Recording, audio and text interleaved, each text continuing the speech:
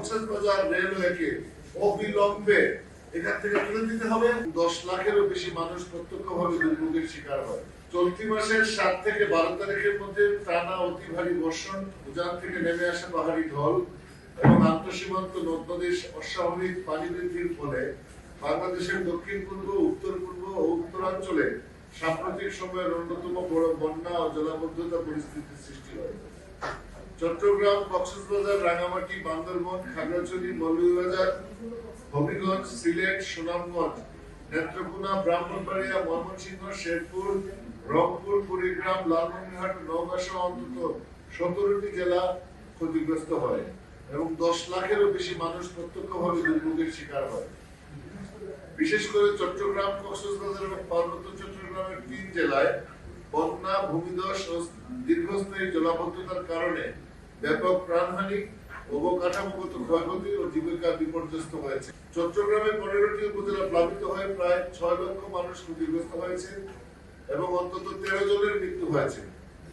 প্রায় 15,910 হেক্টর কৃষি জমি, 514টি সড়ক এবং 176টি সেতু ও কালভার্ট ক্ষতিগ্রস্ত হয়েছে। কক্সবাজার জেলার সব উপজেলা বন্যা কবলিত হয়েছে, যার মধ্যে 1,58,000 মানুষ সরাসরি ক্ষতিগ্রস্ত হয়েছে। অন্তত 32 জনের মৃত্যু হয়েছে কক্সবাজার জেলায় এবং প্রায় 43,000 হেক্টর কৃষি জমি ও 3,918টি মাছের ঘের ক্ষতিগ্রস্ত হয়। রাঙ্গামাটিতে 1,08,000 মানুষ ক্ষতিগ্রস্ত হয়েছে, 3 জনের মৃত্যু হয়েছে এবং 3,675 হেক্টর কৃষি জমির পাশাপাশি 544 কিলোমিটার বেশি সড়ক ক্ষতিগ্রস্ত হয়েছে। বান্দরবানে অন্তত 83,500 মানুষ ক্ষতিগ্রস্ত হয়েছে, অন্তত 7 জনের মৃত্যু হয়েছে এবং প্রায় 151 কিলোমিটার সড়ক ক্ষতিগ্রস্ত হয়। কয়েকটি উপজেলার সঙ্গে যোগাযোগ বিচ্ছিন্ন হয়ে পড়েছিল বান্দরবানে। উত্তরাঞ্চলের কুড়িগ্রামে প্রায় 1,36,000 মানুষ ও 40,000 পরিবার ক্ষতিগ্রস্ত হওয়ার খবর পাওয়া গিয়েছে এবং প্রায় 6,500 হেক্টর কৃষি জমি প্লাবিত হওয়ার খবর সংবাদ মাধ্যমে প্রকাশিত হয়েছে। যখন পাতামোহরী নদীর পানি লোকালয়ে ঢুকে গেল, তখন এক অঞ্চল থেকে আরেক অঞ্চলে যাতে পানি সরে যেতে পারে নিম্নাঞ্চলের দিকে, তার যাওয়ার যে রাস্তা, খালগুলি, তার মুখে স্লুইস গেট বসানো আছে ওখানে মাছের ঘেরের জন্য। স্লুইস গেট খুলতে দেয় না, কারণ নিচে যারা মাছের ঘের করেছে তাদের ঘের না বলে ভেসে যাবে। বান্দরবান হচ্ছে বাংলাদেশের সবচেয়ে উঁচুতে অবস্থিত জেলা শহর।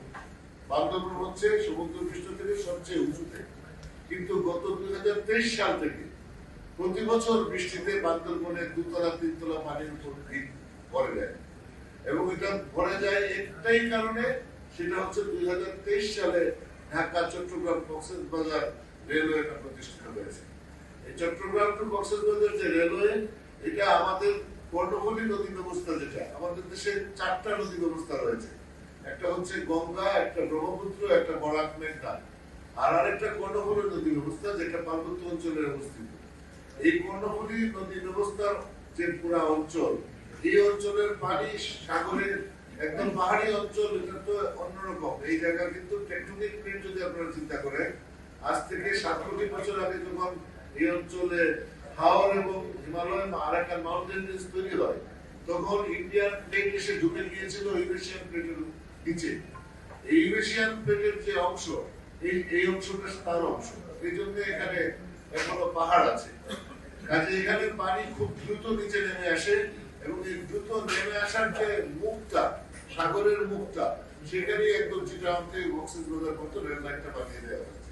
পাহাড়ি ঢল এবং বন্যা এক জিনিস নয়। ঢাকা কক্সবাজার রেলওয়েকে অবিলম্বে এখান থেকে তুলে দিতে হবে, অথবা তার নিচ দিয়ে যাতে পাহাড়ি ঢল এবং জলবায়ু পরিবর্তনের কারণে যে অতিবৃষ্টি, তা যাতে সাগরে যথাযথভাবে দ্রুততার সাথে যেতে পারে, সেই নিষ্কাশনের ব্যবস্থা রেখে করতে হবে।